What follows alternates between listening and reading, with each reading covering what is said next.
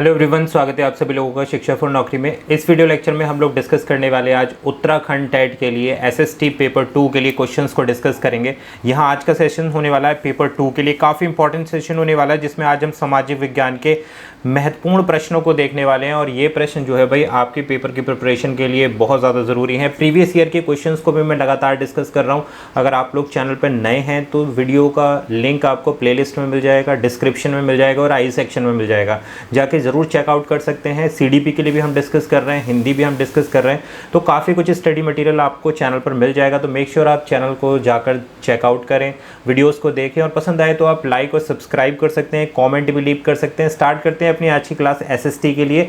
काफ़ी important questions आप लोगों के लिए लेके आया हूँ पेपर 2 के लिए। एक अच्छा रिवीजन बनेगा, एक कॉन्सेप्ट क्लियर होंगे और थ्योरी चैप्टर भी मैं प्रिपेयर कर रहा हूँ एसएसटी के लिए। तो मेक श्योर आप चैनल को ज़रूर सब्सक्राइब कर लें और कॉमेंट ज़रूर करें भाई, क्योंकि कॉमेंट से भाई मोटिवेशन मिलता है। और हिंदी इंग्लिश दोनों लैंग्वेज में मैं आज आपके लिए क्वेश्चंस को लेके आया हूं। तो स्टार्ट करते हैं क्वेश्चन नंबर 1 के साथ। Which of the following river is known as the sorrow of Bihar due to its frequent flooding. Bihar के दुख के नाम किस नदी को जाना जाता है क्योंकि यह अक्सर बाढ़ लाती है। तो भाई कौन सी ऐसी नदी है जो बिहार में बाढ़ लाती है और उसको क्या बोलते हैं? सोरो ऑफ बिहार, यानी कि बिहार का दुख। यमुना है, गंगा है, कोसी है, नर्मदा है। तो देखो कोसी रिवर जो है बिहार का सोरो माना जाता है, बिहार का दुख माना जाता है, क्योंकि ये हर बार बरसात के सीज़न में बहुत बाढ़ लेके आती है बिहार के लिए, जिससे काफ़ी ज़्यादा पॉपुलेशन जो है बिहार की वो प्रभावित होती है। तो इसलिए कोसी नदी को सोरो ऑफ बिहार के नाम से प्रसिद्ध है भाई ये। नेक्स्ट बढ़ते हैं क्वेश्चन 2 के साथ में। ये देखो भाई, the Ashoka pillar at Sarnath which is the national emblem of India was build during the reason of which Mauryan empire. आपको ये बताना है कि कौन से मौर्य शासक सारनाथ का अशोक स्तंभ जो भारत के राष्ट्रीय प्रतीक है किस मौर्य सम्राट के शासनकाल के दौरान बनाया गया था? चंद्रगुप्त मौर्य, बिंदुसार, अशोका या फिर बृहद्रंश। तो देखो राइट आंसर आपको बताना है। आपको पता है कि जो नेशनल पिलर है, जो अशोका पिलर है, जो सारनाथ है, वो किसने बनवाया है, ये आपको बताना है। तो राइट आंसर क्या है हमारे पास? दूसरे का ऑप्शन नंबर सी जो है राइट आंसर है। जो अशोका थे, अशोका कौन से काल में थे भाई? मौर्यन काल के जो शासक थे अशोका, उन्होंने इस चक्र को बनवाया था, अशोका पिलर को बनवाया था। और इसमें क्या है भाई? 4 लॉइन है, बैक टू बैक जो है अपोजिट डायरेक्शन में प्लेस करके 4 लॉइन है इस पे, जिसको राष्ट्रीय प्रतीक भी माना गया है। और ये किस चीज़ को बेसिकली ये बताता है भाई? देखो इसका जो महत्व है, ऐसे ही नहीं ये लॉइन को बना दिया गया है, इन लॉयंस के पीछे एक रीज़न है जो किस चीज़ का संदेश देता है भाई? देखो ये शक्ति का प्रतीक है, ये जो शेर बनाए गए हैं शक्ति का प्रतीक है। इसके साथ साथ जो है ये गर्व का प्रतीक है, साहस का प्रतीक है, गर्व का प्रतीक है। ठीक है, तो इस चीज़ के लिए जाने जाते हैं जो लॉइन बने होते हैं हमारे अशोका पिलर पर। किसने बनवाए थे भाई? अशोक ने बनवाए थे इस स्तंभ को। और यह मौर्य वंश का महान, कौन थे अशोक की? कौन थे भैया? मौर्य डायनेस्टी, यानी कि मौर्य वंश के एक महान सम्राट के रूप में अशोक को हम सम्राट अशोक को जानते हैं। नेक्स्ट बढ़ते हैं क्वेश्चन नंबर 3 के साथ में। What was the primary objective of Quit India movement launched by Mahatma Gandhi in 1942? Mahatma Gandhi द्वारा 1942 में शुरू किए गए भारत छोड़ो आंदोलन का मुख्य उद्देश्य क्या था? भारत के लिए अर्धराज्य का दर्जा मांगना, नमक कर को समाप्त करने के लिए, ब्रिटिश शासन का तत्काल अंत करने के लिए, बंगाल विभाजन का विरोध करने के लिए। भाई पूछा गया क्विट इंडिया मूवमेंट जो है महात्मा गांधी ने 1942 में क्यों लागू किया था, क्यों स्टार्ट किया था? तो देखो ये था ऑप्शन नंबर सी इसका राइट आंसर क्वेश्चन नंबर 3 का। क्यों किया गया था भाई? ब्रिटिश शासन को तत्काल रूप से अंत करने के लिए क्विट इंडिया मूवमेंट यानी कि भारत छोड़ो आंदोलन चलाया गया था गांधी जी के नेतृत्व में 1942 यानी कि अगस्त 1942 में इसको चलाया गया था भाई। क्लियर होगी बात? और ये शासन को अंत करने वाला एक बहुत बड़ा क्या साबित हुआ भाई? बहुत बड़ा आंदोलन साबित हुआ जो सहयोग कार्यों के थ्रू और गांधी जी के नेतृत्व में अगस्त 1942 में स्टार्ट हुआ था। क्लियर होगी बात? भारत को स्वतंत्र करने के लिए, भारत को आज़ाद करने के लिए अंग्रेजी हुकूमत से। नेक्स्ट बढ़ते हैं question number 4। Which of the following was a major cause of revolt of 1857 in India? देखो काफ़ी इंपॉर्टेंट क्वेश्चन है भाई। 1857 के विद्रोह का मुख्य कारण निम्नलिखित में से कौन था? अंग्रेजी शिक्षा की शुरुआत, विलय का सिद्धांत, भारतीय राष्ट्रीय कांग्रेस की स्थापना या बंगाल का विभाजन। आपको बताना है कि 1857 की जो क्रांति हुई थी उसका मुख्य कारण क्या था। तो देखो उसका मुख्य कारण था option number B, doctrine of lapse, जिसको क्या बोलते हैं, विलय का सिद्धांत। अभी किस चीज़ के विलय का सिद्धांत था?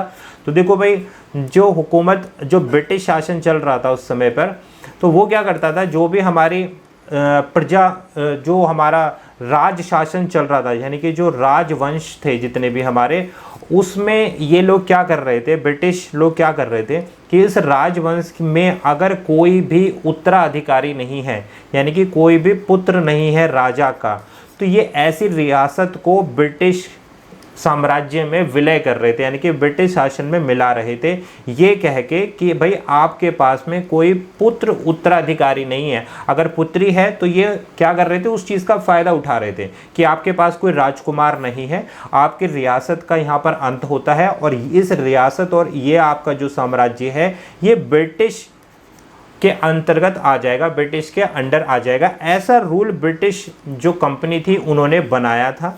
तो इसी को क्या बोल रहे हैं, डॉक्ट्राइन ऑफ लैप्स, और इसका ही दमन करने के लिए रिवॉल्ट हुआ था। 1857 में विद्रोह हुआ था, 1857 की क्रांति जिसके नाम से जानी जाती है। आई होप आपको क्लियर हो गई होगी बात, क्या है ये पूरा मसला। नेक्स्ट क्वेश्चन नंबर 5 आता है, which type of soil is most suitable for growing cotton in India. Bharat में कपास की खेती के लिए किस प्रकार की मिट्टी सबसे उपयुक्त है, red soil, alluvial soil, black soil या फिर लेटराइट सॉइल।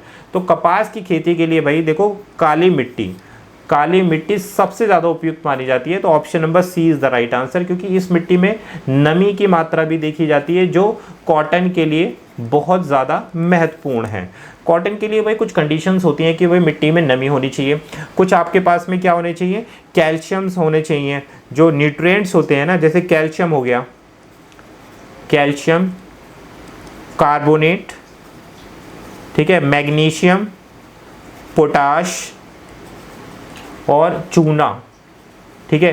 तो ये सारी चीज़ें मिट्टी में मौजूद होनी चाहिए जब हम किस चीज़ की खेती कर रहे हैं, कॉटन की खेती कर रहे हैं। कपास की खेती करने के लिए क्या क्या चीज़ों की रिक्वायरमेंट होती है मिट्टी में, इन सारे उर्वरकों की, इन सारे खनिज की, ये सारी चीज़ें होनी चाहिए। कैल्शियम होना चाहिए मिट्टी में, है ना, दूसरा कैल्शियम कार्बोनेट होना चाहिए, मैग्नीशियम होना चाहिए, पोटाश होना चाहिए, चूना होना चाहिए। तो ये सारी चीज़ें जब मिट्टी में मिलेंगी, और ये कौन सी मिट्टी में अधिकतर पाई जाती है, काली मिट्टी में पाई जाती हैं। इसमें नमी रोकने की क्षमता भी काफ़ी ज़्यादा होती है, तो इसलिए हम ब्लैक कॉटन सॉइल को प्रेफर करते हैं कॉटन उगाने के लिए। नेक्स्ट बढ़ते हैं, क्वेश्चन नंबर आता है 6, the civil disobedient movement in India was started which of the following events. Bharat में सविनय अवज्ञा आंदोलन किस घटना के साथ शुरू हुआ था, दांडी मार्च के साथ हुआ था, क्विट इंडिया मूवमेंट के साथ हुआ था, नॉन कॉर्पोरेशन मूवमेंट के साथ हुआ था, या जलियांवाला बाग हत्याकांड के साथ हुआ था। क्या बोला जा रहा है, सिविल डिसओबीडियंस मूवमेंट भारत में सविनय अवज्ञा आंदोलन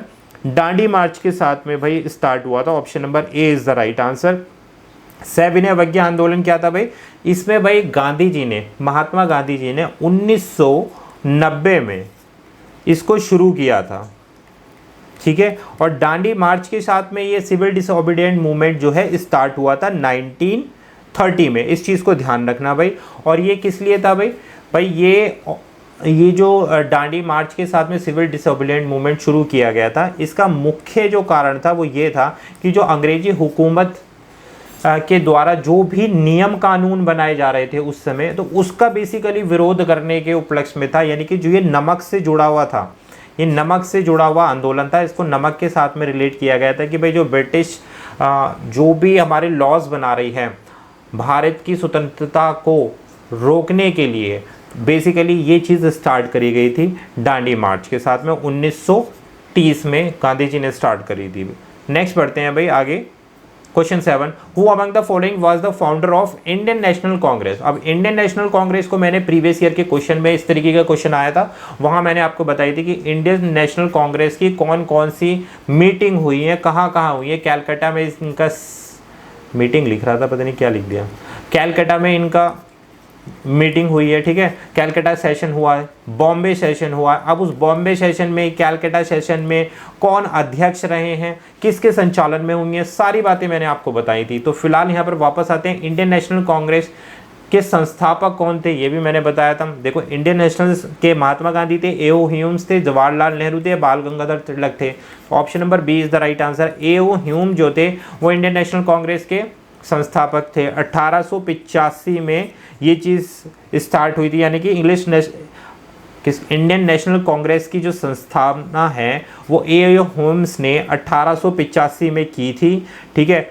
और सबसे बड़ी बात क्या थी भाई, ये जो ए.ओ. ह्यूम्स थे ये ब्रिटिश गवर्नमेंट के, अंग्रेजी शासन के ब्रिटिश गवर्नमेंट के ही एम्प्लॉय थे जो रिटायर हुए थे, और उसके बाद ये इंडियन नेशनल कांग्रेस के फाउंडर बने 1885 में, ठीक है। इन्होंने ही संस्थापना की थी और इनका उद्देश्य क्या था भाई, शिक्षित जितने भी भारतीय हैं और जितने भी नागरिक हैं शिक्षित, ठीक है, उनकी राजनीतिक संवाद करना, उन्हें राजनीतिक संवाद के लिए यानी कि राजनीतिक चर्चा के लिए उन्हें तैयार करना, ये इनका मुख्य उद्देश्य था। ए.ओ. ह्यूम्स का इंडियन नेशनल कांग्रेस बनाने का मुख्य उद्देश्य बेसिकली यही था कि जो भी पढ़े लिखे लोग हैं भारत में उनको कलेक्ट करना, इस संगठन से जोड़ना और उनको राजनीतिक यानी कि पॉलिटिकल लेवल पर लेके आना, जिससे कि ब्रिटिश शासन के अगेंस्ट आ सकें, उनके खिलाफ आ सके और उनसे लड़ सकें।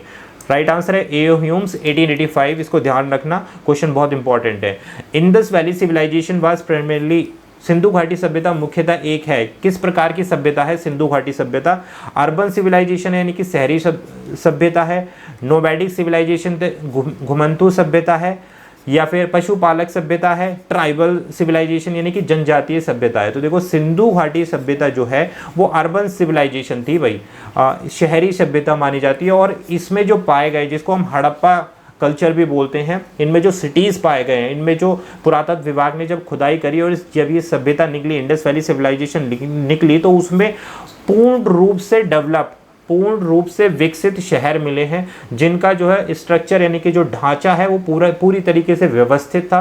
बिल्कुल उनमें सारी चीज़ें प्लान करी गई थी। उन शहरों को जब बसाया गया था कि उसमें किस तरीके से घर होने चाहिए, किस तरीके से उनका ड्रेनेज सिस्टम होना चाहिए, किस तरीके की उनमें रोड व्यवस्थाएं होनी चाहिए, किस तरीके से वहाँ पर पशुपालन होगा, तो सारी चीज़ें व्यवस्थित थी। जब ये इंडस वैली सिविलाइजेशन मिली तो ये एक अर्बन सिविलाइजेशन थी, कोई पुअर सिविलाइजेशन नहीं थी, है ना। तो ये शहरी सभ्यता मानी जाती है और काफ़ी एडवांस शहरी सभ्यता थी उस समय के अनुसार। आज भी हमारे जो सिटीज़ हैं वो प्रॉपरली प्लान ही नहीं है, ऐसे ही बसते जा रहे हैं। लेकिन ये सिविलाइजेशन जो थी इसमें सारे घरों को व्यवस्थित किया हुआ था, है ना, रोड्स व्यवस्थित थी, इसमें ड्रेनेज सिस्टम व्यवस्थित था, तो ये सारी चीज़ें थी भाई इसमें। तो बढ़ते हैं आगे क्वेश्चन 9 के साथ में। The preamble of Indian constitution declare India to be, भारतीय संविधान की प्रस्तावना भारत को किस रूप में घोषित करती है। फेडरल स्टेट है ये, लोकतांत्रिक समाज्य राज्य है, या फिर संप्रभु सामाजिक धर्मनिरपेक्ष है, या फेडरल डेमोक्रेटिक स्टेट है। किस प्रकार का जो है लोकतंत्र है भारत का, ये आपको बताना है क्वेश्चन नंबर 9 के अकॉर्डिंग। तो राइट आंसर क्या है भाई, देखो भारत का जो संविधान है वो संप्रभु सामाजिक धर्मनिरपेक्ष और लोकतांत्रिक गणराज्य है। ये आप सभी को पता है। भारतीय संविधान की जो प्रस्तावना है वो इसी तरीके से लिखी गई है कि भाई सभी को परिभाषित करता है, सभी को एक साथ लेकर चलता है, सेकुलर है यानी कि धर्मनिरपेक्ष है, डेमोक्रेटिक रिपब्लिक है, सभी को वरीयता दी जाती है ना, सभी के जितने भी अधिकार हैं उनको संरक्षित किया गया है। तो option number C is the right answer. Next बढ़ेंगे question 10। Who is known as the father of local self government in India, Bharat में स्थानीय स्वय शासक का जनक किसे माना जाता है। Lord Ripon, Lord Curzon, Lord Dalhousie या लॉर्ड वेस्ले। तो राइट आंसर है हमारे पास option number A is the right answer. क्या बोलता है A, Lord Ripon. Lord Ripon क्या थे भाई, ये स्थानीय स्वय शासक जनक माने जाते हैं, father of local self government इनको बोला जाता है। जो इन्होंने जो है 1880 से 1884 तक भारत के, ये कौन थे भाई, लॉर्ड रिपन जो थे वाइस रॉय थे। इस चीज़ को ध्यान रखना, ये वाइस रॉय थे। 1880 से लेकर इन्होंने 1884 तक भारत में जो है ये वाइस रॉय बन के रहे हैं, और इन्हें क्या बोलते हैं, father of local self government बोला जाता है। इन्होंने ही शुरुआत करी थी, जिसमें क्या चीज़ें आती हैं, जैसे नगर पालिका हो गई, इन्होंने नगर पालिका जैसी जो लोकल बॉडीज़ थी, नगर पालिका हो गई, और जो भी हमारा जिला हो गया, जैसे जिला बोर्ड हो गया, तो इन सारी चीज़ों की जो स्टार्टिंग की थी वो लॉर्ड रिपन ने की थी, जो वॉइसरॉय थे। 1880 से 1884 तक इनका कार्यकाल चला। इन्होंने स्थानीय निकाय जो भी होते हैं जितने भी, जैसे नगर पालिका हो गई, नगर निगम हो गए, जिला बोर्ड हो गए, इनको सशक्त बनाया और इस प्रकार का लोकतांत्रिक विकेंद्रीकरण की इन्होंने नींव रखी थी। कौन है ये? Lord Ripon. Option number A is the right answer. Next question number 11, what is the significant of 26 January in Indian history? बहुत आसान सा क्वेश्चन है, फिर भी मैंने डाला है। कई बार इस तरीके के क्वेश्चन आते हैं, उसमें डेट पूछ लेते हैं कि भाई भारत इतिहास में 26 जनवरी का क्या महत्व है। आप सभी को पता है भाई, क्विट इंडिया मूवमेंट हुआ था? नहीं भाई। इलाहाबाद ट्रिनिटी साइन हुई थी? नहीं। एडॉप्शन ऑफ इंडियन कॉन्स्टिट्यूशन, भारतीय संविधान का एग्रीकरण हुआ था। दांडी मार्च शुरू हुआ था। दांडी मार्च हमने बता दिया कब शुरू हुआ था। Option number A is the right answer. Adoption of भाई इंडियन कॉन्स्टिट्यूशन, भारतीय संविधान जो है लागू हुआ था, ठीक है, 1950। ईयर भी पूछ लेता है, 26 जनवरी, 26 जनवरी और 1950 सन था जब भारत का संविधान जो है लागू हुआ था। बात क्लियर हो गई भाई। इस चीज़ को आप इधर उधर मत कर देना भाई, क्योंकि कई बार जो है 1950 जो ईयर है ये भी पूछ लेता है कि कब लागू हुआ था, इसलिए मैंने इस क्वेश्चन को इंक्लूड कर दिया। आसान सा क्वेश्चन था बिल्कुल। बढ़ते हैं आगे क्वेश्चन नंबर 12 के साथ। Which of the following dynasty built the famous Kailasa temple in Ellora? निम्नलिखित में से किस राजवंश ने एलोरा के प्रसिद्ध कैलाश मंदिर का निर्माण किया था? चालुकास थे ये, राष्ट्रकूट थे, पल्लवास थे या गुप्तास थे? तो देखो, कैलासा टेम्पल इन एलोरा, ये राष्ट्रकूट ने इसको बिल्ट किया था, इसको बनवाया था। एलोरा के प्रसिद्ध कैलाश मंदिर का निर्माण राष्ट्रकूट ने किया था। Option number B is the right answer. और जो एलोरा की आपको पता है जितनी भी गुफाएं हैं, जितने भी टेम्पल हैं, काफ़ी ज़्यादा हिस्टोरिक हैं। उनमें बहुत अच्छी अच्छी आर्ट्स बनी हुई है जो कल्चर को, आर्ट्स को, लिटरेचर को डिफाइन करती हैं आज के मॉडर्न एरा के अंतर्गत। तो ऑप्शन नंबर बी, जो राष्ट्रकूट थे उन्होंने इसको बनवाया था। आई होप आपको क्लियर हो गया होगा, ठीक है। सबसे मतलब अद्भुत गुफाएं हैं ये, मतलब केव्स जो बनी हुई है, अजंता एलोरा की गुफाएं बनी हैं और उन गुफाओं पर यही सारी अलंकृत की गई हैं। सारी जो आकृतियां हैं, ह्यूमन्स आकृतियां हैं, ये जो टेम्पल हैं, तो ये इनके राज्यकाल में, राष्ट्रकूट के राज्यकाल में ये चीज़ों की स्थापना हुई थी। Next question number 13, which article of the Indian constitution prohibits the discrimination on ground of religion, race, caste, sex और बर्थ ऑफ प्लेस? आपको बताना भारतीय संविधान में कौन सा अनुच्छेद धर्म, जाति, लिंग का जन्म के आधार पर भेदभाव को निषेध करता है? यानी कि निषेध करने वाला आर्टिकल कौन सा? आर्टिकल 14 है, 15 है, 16 है या फिर 17 है? तो राइट आंसर है हमारे पास ऑप्शन नंबर बी। जो आर्टिकल 15 है वो ये काम करता है कि भाई आप किसी को भी धर्म के आधार पर, कास्ट के आधार पर, लिंग के आधार पर, इस चीज़ पर जो है आप भेदभाव नहीं कर सकते। ऐसा कहाँ लिखा है? आर्टिकल 15 में मेंशन किया गया। अब आप कहोगे सर आर्टिकल 14 क्यों है? तो देखो, आर्टिकल 14 जो है इक्वल ट्रीटमेंट, सभी के साथ समान रूप से व्यवहार किया जाना चाहिए, ठीक है। और ये व्यवहार क्या है? इक्वल ट्रीटमेंट होना चाहिए सभी के लिए। जब लॉ आते हैं, यानी कि लॉ सिस्टम के अंतर्गत आप सभी को एक समान रूप से देखेंगे। कोई भी ऐसा नहीं देखेंगे कि भाई एक व्यक्ति, ए व्यक्ति जो है छोटा है, बी व्यक्ति बहुत बड़ा है, बहुत पावरफुल है, तो उसके लिए लॉ अलग हो जाएगा, ए के लिए अलग हो जाएगा। ऐसा बिल्कुल नहीं होना चाहिए। आर्टिकल 14 में लिखा हुआ है। आर्टिकल अगर 16 की बात करें तो सभी को समान रूप से अपॉर्चुनिटी मिले एम्प्लॉयमेंट की। एम्प्लॉयमेंट का मतलब समझते हो कि जिसके लिए आप पढ़ रहे हो भाई, समान रूप से आपको नौकरियां मिले, एक समान रूप से सभी के पास अपॉर्चुनिटी होना चाहिए कि वो सरकारी जितनी भी हमारी जॉब्स निकलती हैं उनमें सब लोग बैठ सकें, उस एग्ज़ाम को दे सकें। ऐसा नहीं होना चाहिए कि भाई कुछ लोग ही देंगे बाकी नहीं देंगे। इस तरीके का जो अनुच्छेद 16 में लिखा गया है। तो क्वेश्चन अनुच्छेद 17 को और देख लेते हैं भाई अनुच्छेद 17 बोलता है राइट टू इक्वालिटी, समानता का अधिकार और सभी को समान रूप से जस्टिस मिलना चाहिए। तो ये अनुच्छेद 17 में मेंशन किया गया है। तो राइट आंसर क्या था हमारे पास? Article 15 is the right answer. Next बढ़ेंगे क्वेश्चन 14 के साथ। The famous battle of Plassey was fought in which year? Plassey का युद्ध किस वर्ष लड़ा गया था? 1757, 64, 1857 या 1775? काफ़ी इंपॉर्टेंट क्वेश्चन है भाई, इसको मार्क डाउन कर लेना। तो जो फेमस प्लासी का बैटल है वो लड़ा गया था भाई 1757, 1757 में लड़ा गया था। क्लियर हो गई बात? अब किस किस के बीच लड़ा गया था भाई, ये भी आपको पता होना चाहिए। इसकी डेट देख लो, 23 जून को लड़ा गया था ये 1757 में। ब्रिटिश ईस्ट इंडिया कंपनी थी, ब्रिटिश ईस्ट इंडिया कंपनी ने ये युद्ध लड़ा था। किसके साथ लड़ा था भाई? रॉबर्ट क्लाइव के नेतृत्व में। देखो ये कई बार पूछ लिया जाता है कि भाई जो ब्रिटिश ईस्ट इंडिया कंपनी थी जब वो बैटल ऑफ प्लासी लड़ रही थी तो किसके नेतृत्व में लड़ रही थी? रॉबर्ट क्लाइव थे, इनके नेतृत्व में लड़ा जा रहा था। कौन सी डेट पर था? 23 जून 1757 को ये युद्ध हुआ था। और किसके खिलाफ हुआ था भाई? ईस्ट इंडिया कंपनी ने किसी के खिलाफ तो लड़ा होगा। तो नवाब थे, नवाब बंगाल के नवाब सिराजुद्दौला, बंगाल के नवाब सिराजुद्दौला और ब्रिटिश ईस्ट इंडिया कंपनी ने बैटल ऑफ प्लासी को लड़ा था। 1757 में लड़ा था। ईस्ट इंडियन कंपनी थी और इनका जो नेतृत्व करने वाले थे लॉर्ड क्लाइव थे और सामने थे बंगाल के नवाब सिराजुद्दौला। ठीक है भाई, इनके बीच में ये लड़ा गया था। और इस युद्ध में जो है जो ब्रिटिश उपनिषेचक थे यानी कि ब्रिटिश उपनिषेचक की प्रभुत्व शुरुआत हुई थी, यानी कि प्रभुत्व की शुरुआत हुई थी। प्रभुत्व का मतलब क्या होता है? मतलब एकाधिकार की शुरुआत हो गई थी इस युद्ध के बाद, यानी कि ब्रिटिश ईस्ट इंडिया कंपनी ने अपना अधिकार बढ़ाना शुरू कर दिया था भारत पर बैटल ऑफ प्लासी के बाद, यानी कि इनका प्रभुत्व बढ़ता जा रहा था इस युद्ध को लड़ने के बाद में। नेक्स्ट बढ़ते हैं, क्वेश्चन नंबर आता है हमारे पास 15। Who among the following leader known as for the slogan इनकलाब जिंदाबाद? बहुत आसान सा क्वेश्चन लिखा है मैंने। सुभाष चंद्र बोस, भगत सिंह, महात्मा गांधी या जवाहरलाल नेहरू? तो आपको सभी को पता है कि ये नारा किसने दिया है भाई? फेमस लीडर हैं हमारे यूथ के भगत सिंह, इन्होंने ये जो नारा दिया था इनकलाब जिंदाबाद। बात क्लियर हो गई। अब इसका मतलब क्या होता है भाई? देखो इनकलाब जिंदाबाद का अर्थ होता है जो भी हमारी क्रांति चल रही है, जो उस समय क्रांति चल रही थी वो जीवित रहे, ये मतलब होता है इनकलाब जिंदाबाद, जो क्रांति जीवित रहे। और ये किसने दिया था ये नारा? भगत सिंह ने दिया था। इन्हें पता है आप सभी को भाई, one of the greatest freedom fighter हुए हैं भारत के भगत सिंह, लेजेंड भगत सिंह।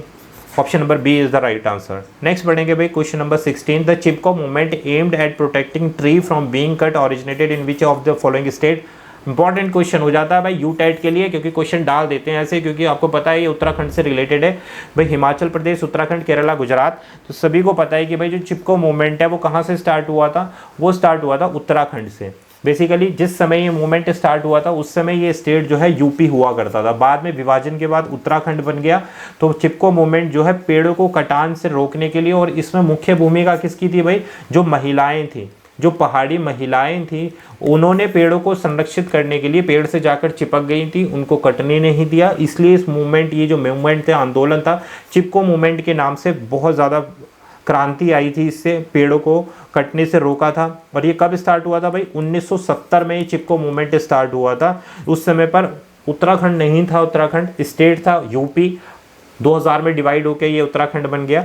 तो लेकिन आंसर अभी आप क्या करोगे? उत्तराखंड ही करोगे, वर्तमान में तो उत्तराखंड ही है। तो 1970 में ये चिपको मूवमेंट जो है स्टार्ट हुआ था। नेक्स्ट बढ़ते हैं भाई क्वेश्चन नंबर 17 के साथ में। Which Mughal emperor is referred to the Zinda Pir? जीवित संत किसे कहा जाता है? Living Saint. अकबर को, औरंगजेब को, शाहजहां को या जहांगीर को? तो राइट आंसर क्या है भाई? औरंगजेब थे जिनको ये उपाधि दी गई थी, जिंदा पीर इनको बोला गया था भाई। और क्यों बोला गया भाई? मुगल सम्राट थे, पहली बात तो ये है, सभी को पता होना चाहिए। और मुगल सम्राट थे, ये बहुत ज़्यादा स्ट्रिक्ट था भाई। ये शासक जो था, औरंगजेब जो था, अपनी सभ्यता को लेकर, अपनी संस्कृति को लेकर, यानी कि मुगल संस्कृति को लेकर बहुत ज़्यादा स्ट्रिक्ट था, अपने कानून को लेकर बहुत ज़्यादा स्ट्रिक्ट था। ये किसी भी चीज़ में जो है रियायत नहीं बरतता था मुगल साम्राज्य के अंतर्गत, है ना। बहुत इसके जो कानून थे बहुत ज़्यादा सख्त थे औरंगजेब के काल में, तो इसीलिए इनको जिंदा पीर की उपाधि दी गई थी। ठीक है, option number B is the right answer. Next बढ़ेंगे question 18। Which of the following is the oldest Vedas? निम्नलिखित में से कौन सा वेद सबसे पुराना है? इंपॉर्टेंट हो जाता है भाई, ये वेद पे से भी क्वेश्चन आ जाता है। सामवेद, अर्थवेद, यजुर्वेद या ऋग्वेद? तो ऋग्वेद जो है ओल्डेस्ट वेद के नाम से जाना जाता है। Option number D is the right answer. आसान सा क्वेश्चन था। Next question number 19। Jallianwala Bagh हत्याकांड took place in which city? कौन से भाई शहर में हुआ था? दिल्ली, लाहौर, अमृतसर या फिर लखनऊ? तो option number C is the right answer. सभी को पता है भाई। अब इसका एक मिनट, अमृतसर में तो हुआ था, लेकिन ये जलियांवाला हत्याकांड जो हुआ था कौन से ईयर में हुआ था? इस क्वेश्चन को इस तरीके से भी मॉडिफाइड किया जा सकता है कि इसका ईयर बताओ आप, है ना। आपने सिटी बता दिया भाई अमृतसर में हुआ था, लेकिन कब हुआ था? 1919 में हुआ था। डेट के साथ भी आ सकता है, तो 13 अप्रैल। काफ़ी इंपॉर्टेंट इंसिडेंट है, इसलिए आपको इसकी डेट भी याद करनी होगी।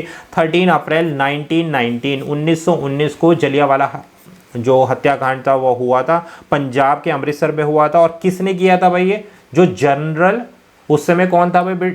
जनरल डायर, जनरल डायर ने ये फायरिंग करवाई थी। जलियांवाला बाग हत्याकांड क्या हुआ था कि जितने भी लोग थे, जितने भी हिंदू लोग थे, उनके ऊपर जो ब्रिटिश जनरल डायर था उसने खुलेआम फायरिंग करवाई थी और काफ़ी लोगों की यहाँ पर मृत्यु हुई थी। और ये दिन था 13 अप्रैल 1919। जगह थी अमृतसर में जलियांवाला बाग हत्याकांड। सैकड़ों लोग यहाँ पर मारे गए थे। स्वतंत्रता के लिए ही ये सारी चीज़ें हो रही थी भाई। क्लियर है बात? नेक्स्ट बढ़ते हैं, क्वेश्चन नंबर 20 आता था, concept of directive principles of state policy of Indian constitution was borrowed from which country constitution. ये बहुत अच्छा क्वेश्चन है। भारतीय संविधान में राज्य का नीति निदेशक सिद्धांत की अवधारणा किस देश के संविधान से ली गई है? United state, United kingdom, Ireland या कनाडा? तो देखो, नीति निदेशक जो भी सिद्धांत है हमारे संविधान में वो कौन से से लिए गए? कनाडा से लिए गए। कनाडा के कॉन्स्टिट्यूशन से इसको बोरो किया गया। भारतीय संविधान में राज्य के नीति निदेशक जो भी संविधान है, निदेशक हैं, वो आयरलैंड से प्रेरित हैं भाई, कनाडा से तो नहीं है। ये मैं थोड़ा मार्क गलत कर गया हूँ, ये कनाडा नहीं होगा, ये आयरलैंड होगा। यहाँ पर ऑप्शन नंबर सी इसका अभिष्ट उत्तर रहेगा, कनाडा नहीं है। नीति निदेशक सिद्धांत की बात हो रही है ना, तो ये आयरलैंड से लिए गए हैं। Option number C is the right answer हो गया है। ठीक है, तो आई होप ये आपको क्लियर हो गया होगा। क्वेश्चन कैसे लगे, क्वेश्चन का लेवल कैसा लगा, कमेंट करके जरूर बता देना। कितने क्वेश्चंस आप लोगों के सही हुए हैं, कॉन्सेप्ट आपको समझ में आया, क्वेश्चन के लेवल आपको समझ में आया, तो एक लाइक और एक कमेंट जरूर लीव कर देना। मिलेंगे आपसे एसएसटी के प्रीवियस ईयर के क्वेश्चंस के साथ में नेक्स्ट वीडियो में आपको मिलेंगे। और उसके साथ कुछ इंपॉर्टेंट टॉपिक्स पर जिन पर वीडियो कवर करनी है, यानी कि थ्योरी चैप्टर के साथ भी मिलेंगे। तो अगर चैनल पर नए हो तो सब्सक्राइब कर लेना। वीडियो पसंद आ गई तो लाइक, शेयर और सब्सक्राइब आप लोग खुद ही कर देना। Thank you.